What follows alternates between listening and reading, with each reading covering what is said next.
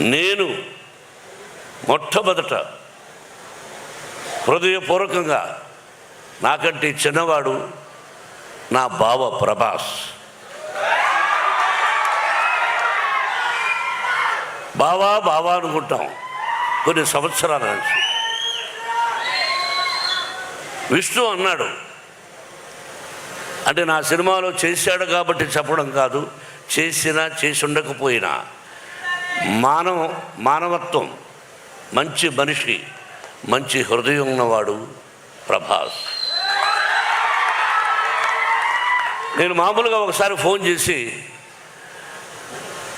ఏం బావా అన్నా, ఏం బావా అన్నా, ఇంటికి రానా అన్నా.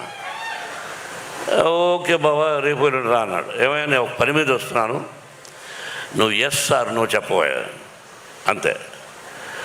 ఏంటి బావా అన్నాడు. ఏం కంగారు పడకని వెళ్ళాను.